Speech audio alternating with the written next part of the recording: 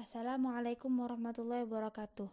Kami kelompok 6 dalam mata kuliah Kewarganegaraan dari Prodi Hukum Keluarga Islam 1 dengan dosen pengampu Ustazah Nurul Budi Murtini, SSI, MSI, yang beranggotakan Cahya Melati, Sarah, Roshidah, dan Jihan Amani.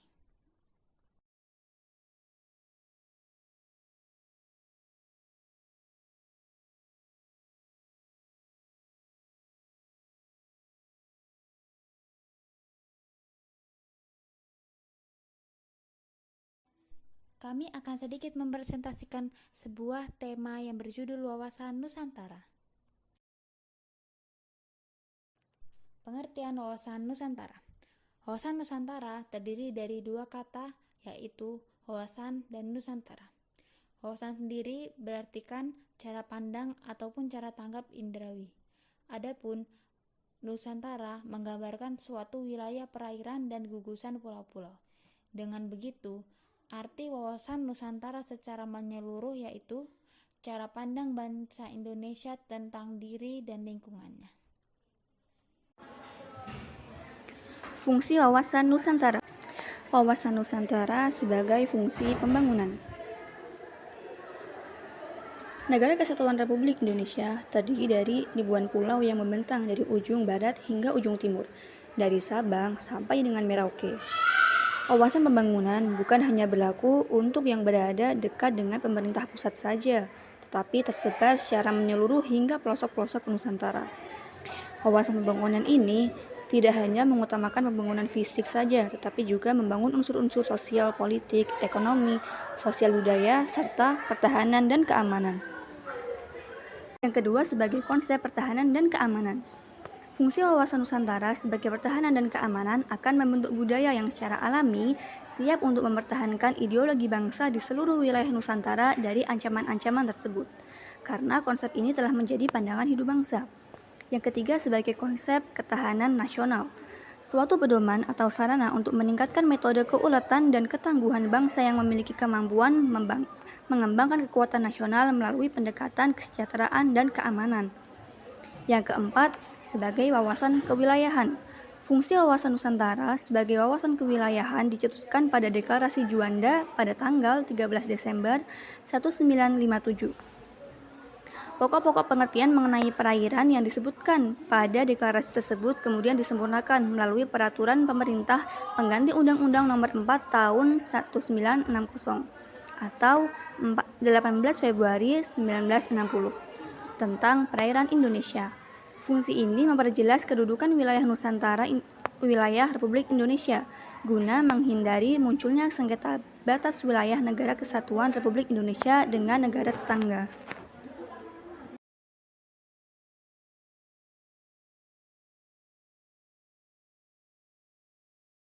Berikut adalah tujuan wawasan Nusantara. Yang pertama, ada tujuan nasional wawasan Nusantara. Tujuan nasional wawasan Nusantara secara jelas tertulis pada teks pembukaan Undang-Undang Dasar Negara Republik Indonesia tahun 1945. Pada teks tersebut dijelaskan bahwa tujuan kemerdekaan Indonesia adalah untuk melindungi segenap bangsa Indonesia dan seluruh tumpah darah Indonesia, mewujudkan kesejahteraan umum, mencerdaskan kehidupan bangsa, dan ikut melaksanakan ketertiban dunia yang berdasarkan kemerdekaan, perdamaian abadi, dan juga keadilan sosial. Dan yang kedua, ada tujuan wawasan Nusantara keluar.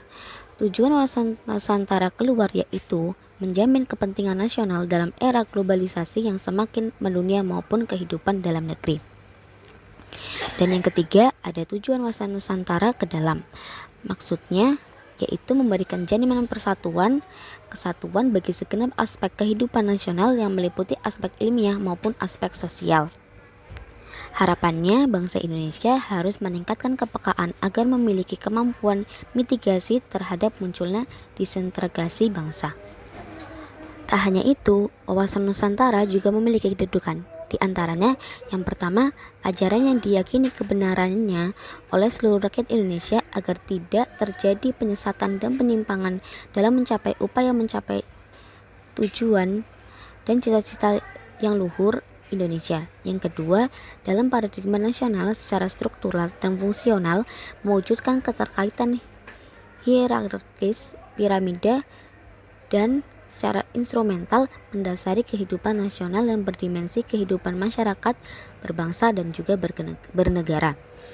Yang ketiga, wawasan Nusantara sebagai visi nasional Indonesia atau berkedudukan sebagai landasan visional Indonesia. Unsur-unsur dasar wawasan Nusantara ada 3, yaitu yang pertama, wadah atau kontur. Wadah kehidupan bermasyarakat, berbangsa, dan bernegara meliputi seluruh wilayah Indonesia yang memiliki sifat serba Nusantara dengan kekayaan alam dan penduduk serta aneka ragam budaya. Yang kedua, isi wawasan Nusantara atau konten merupakan aspirasi bangsa yang berkembang di masyarakat dan cita-cita serta tujuan nasional yang terdapat dalam pembukaan UUD 1945. Isi menyangkut 2 hal, yaitu A.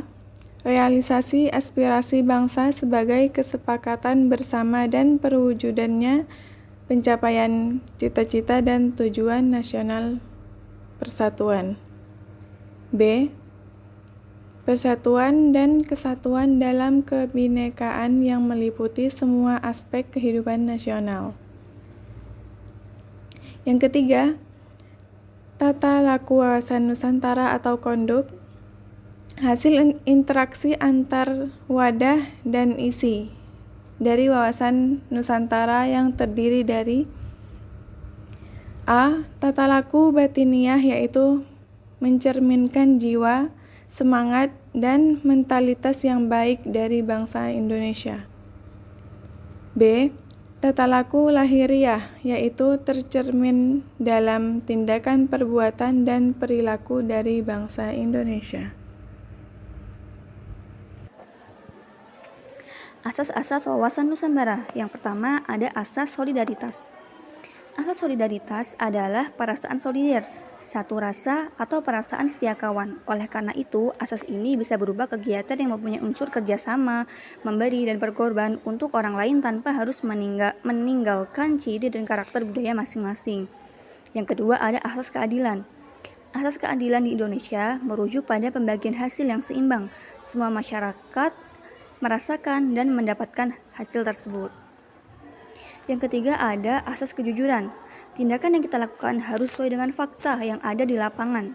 Tidak hanya harus sesuai dengan fakta, tindakan kita juga harus berdasar pada ketentuan dan kebijakan yang berlaku.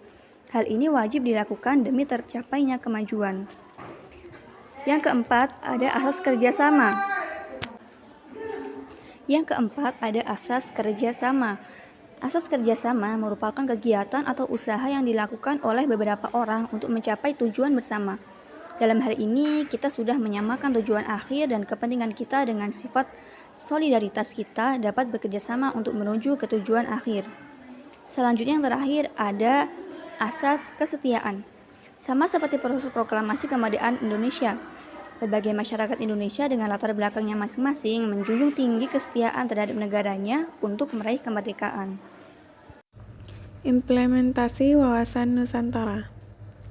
Implementasi wawasan Nusantara adalah penerapan nyata wawasan yang dapat dilakukan melalui cara berpikir, sikap, bahkan berucap. Berikut penerapan wawasan Nusantara. Yang pertama, implementasi di bidang pertahanan dan keamanan. Implementasi wawasan Nusantara di bidang pertahanan ini dilakukan dengan membentuk sikap dan kedisiplinan diri dalam membela tanah air, serta melaporkan segala hal yang mengganggu keamanan pada aparat yang berwenang. Yang kedua, implementasi di bidang politik. Implementasi di bidang ini ada dalam pelaksanaan kehidupan berpolitik di Indonesia.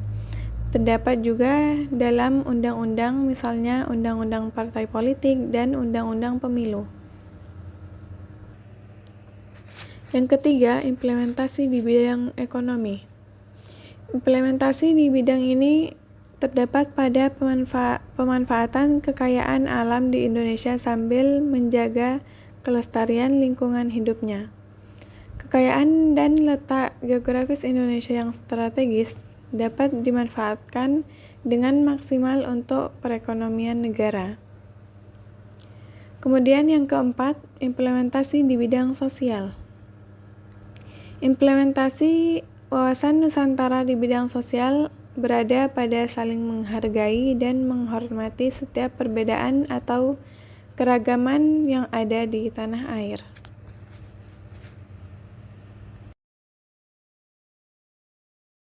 Sekian pembahasan tentang wawasan Nusantara yang dapat kami bawakan. Jazakumullahu khairan. Wassalamualaikum warahmatullahi wabarakatuh.